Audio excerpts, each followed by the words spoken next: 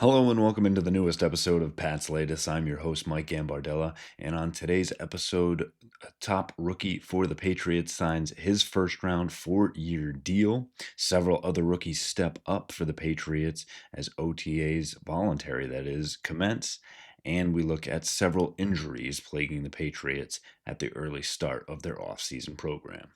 Before we get into everything, make sure you go down and subscribe for the channel. Get in the comments and let us know what you think about voluntary OTAs thus far and which players you think have stepped up more than others. And make sure you give us a like if you like what you hear, and make sure you go check out all of our other episodes so you can get caught up on everything New England Patriots. We start with that number 1 overall pick for the Patriots and number 4 in the NFL draft, Will Campbell, who has been practicing through voluntary OTAs and has been very active in Foxborough, has finally and officially agreed to his first year contract. It is a 4-year deal and totaling $43.66 million for the offensive tackle out of LSU. He has been the fixture at left tackle for the Patriots throughout the entirety of this offseason program thus far, and he gets that signing bonus that checks in at $28.39 million. I think well deserved for a player who is already drawing rave reviews from everyone and is a dark horse to potentially be a captain in just his first season in the NFL.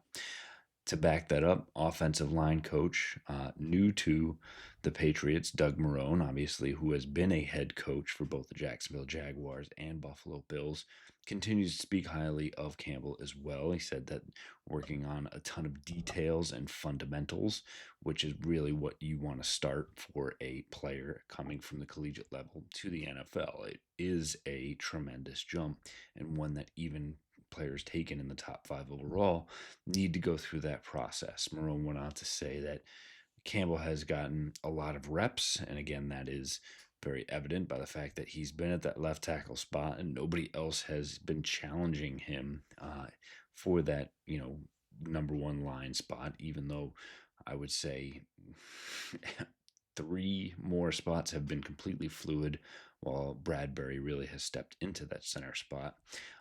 But again, Marrone saying that he's got a ton of reps, saying that he's out there every day doing everything he can. And for a rookie, that's all you can ask. I think Will Campbell has done more than you can ask. I think the early returns are showing extremely well. And again, while this is voluntary OTAs, it's just helmets, it's no pads, it's no contact. There's not a ton you can glean from it. I think what you can is how players are holding themselves accountable, conducting themselves, and building up fellow players around them. Will Campbell, I think, has done exactly that, has taken the lead for some of the older players, and shown why the Patriots would invest a top 4 overall pick into him and now give him a near $44 million contract.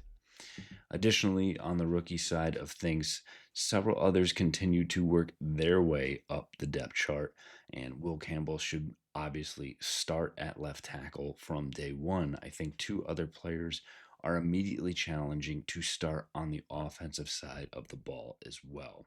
Travion Henderson, the 2nd-round pick out of Ohio State, while he may not be the true starter in name only at the running back position, I think Ramondre Stevenson, almost by default, I would say more contractually, not because of what he did last season, but because of what he's done in his career, his status through that contract we just talked about, makes him the starter.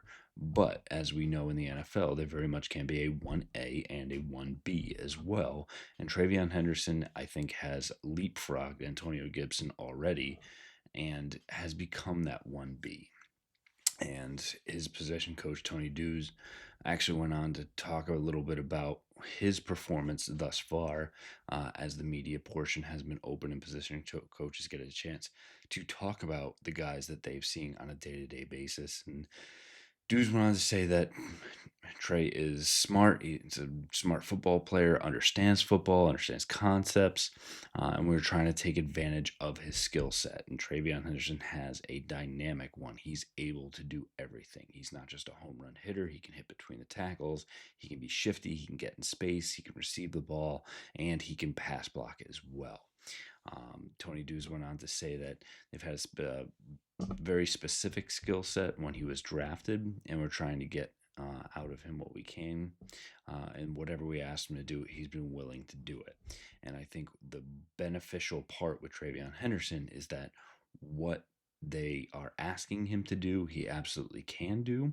And what Josh McDaniels is really looking for out of his running backs, especially what we've seen, whether it be James White, Danny Woodhead, Rex Burkhead, Kevin Falk, the list goes on. Guys that are more Swiss Army knives out of the backfield, not necessarily the LeGarrette Blunt pounders of the rock up the middle, but guys that are able to do a little bit of everything that you don't know what happens when they line up in the backfield. They could just run halfback dive right up the middle, but they could just as easily leak out and run a wheel route and beat you over the top as well.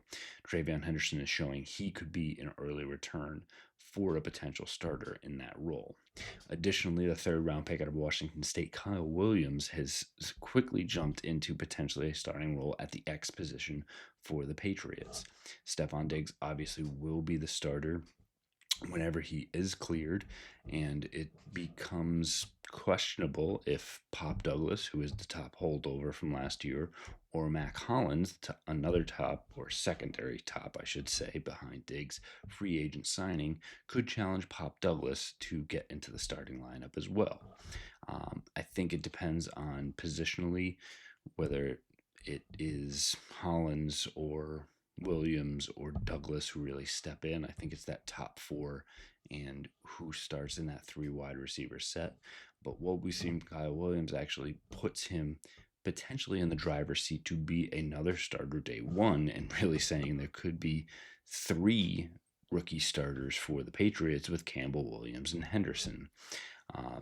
The wide receivers coach, Todd Downing, who came over as the offense coordinator from the Jets, also spoke on his performance thus far, saying that Williams flashed as a third rounder, and his release off the line of scrimmage and his burst after the catch are noticeable on the practice field.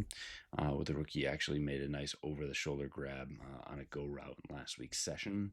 And Downing went on to say that he's a natural progression for a rookie. You're seeing those steps, what you want to see. Steps in and shows that flash already. He's not, lagging behind. He doesn't look a step slower as a college player coming in. He is fitting right in. That is exactly what you want to see. Downing also said that he's learning quickly. He's making few mistakes, and when you do make a mistake, that you work to fix it. And it's kind of the same thing McDaniel said about Drake May just the other day. It's, yes, you're going to make those mistakes, but can you learn from them, fix them, and then not continue those as well? Downing finished with saying as long as he stays on that trajectory, he'll be just fine. And I think, again, while not a complete glowing review, I think you can look at really just explosiveness on tape and what you're seeing just from guys practicing. You saw it from the film from Stephon Diggs, and that's a guy coming back at 31 years old from an ACL injury. I think you say that same thing from Kyle Williams, as he immediately, can fake a jam at the line for a wide receiver and then sprint right out and get open for Drake May. That's exactly what you do want to see. And I think several of the young players for the Patriots are already doing that, and specifically now the top 3 draft picks for the Patriots. Additionally, there is another, undrafted pick, a bit of an oxymoron there, but has stepped up and is catching the eyes of many of the media members around Foxborough. And Efton Chisholm III, again, we say the name a lot, but I think he has earned it now, whether it was the 7 catches in practice the other day, going from, a secondary offense or third team almost, but continuously making plays whenever he's on the field and not making mistakes either. The big word that comes out around Chisholm is that he belongs. It is not out of place, whether it's a undersized guy at 5'10", 5'11", whether it's a guy from a smaller school, Eastern Washington, um, or as an undrafted free agent. He looks the part. He continues to make plays whenever he's on the field. And for an undrafted free agent, he is already operating, well, in a small sample size, with the first team offense. And that is a big sign for someone to actually make this team, that you're actually getting that opportunity early. Now, whether that's because, Matt Collins is not quite there yet, Stephon Diggs working his way back as well, Jalen Polk also on the sidelines right now, but you're making the most of that opportunity. You catch the pass from Drake May. You're getting time with the number one offense.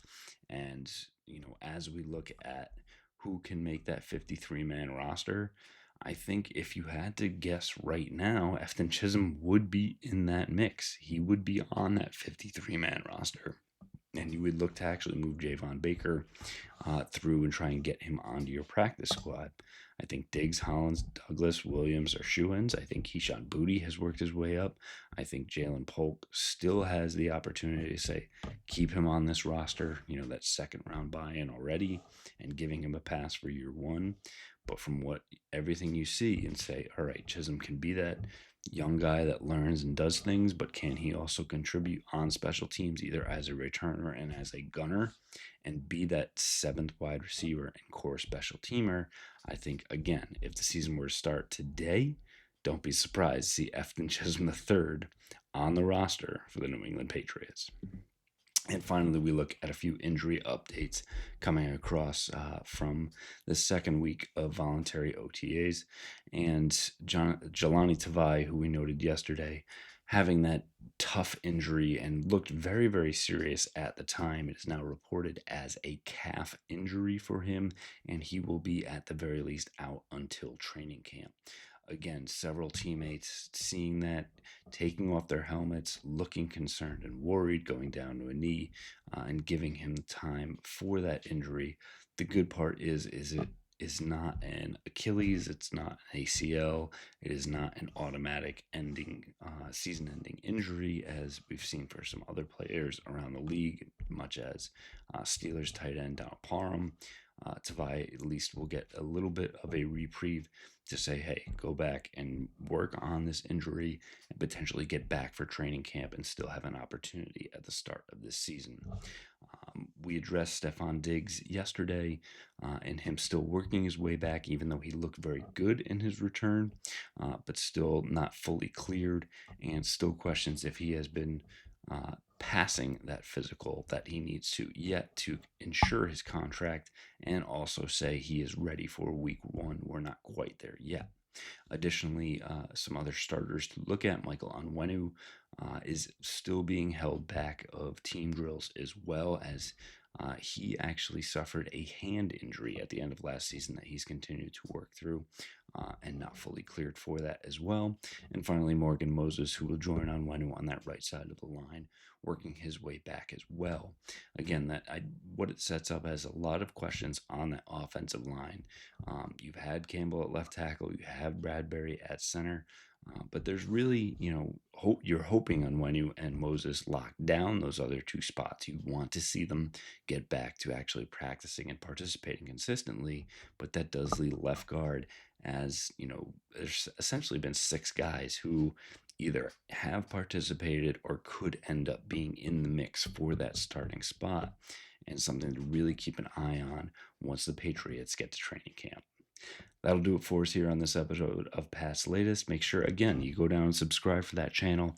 Get in the comments and let us know what you think about the Patriots offensive line and who's going to end up starting for this team, which are the surprise rookies for the Patriots. Additionally, that undrafted free agent or two that could crack the roster. Put it all in the comments and let us know what you think. Give us a like if you liked what you hear on this episode. And if so, go back and check out all of our old episodes so you can get caught up on everything New England Patriots. We'll have it right here for you. Fight on, Foxborough.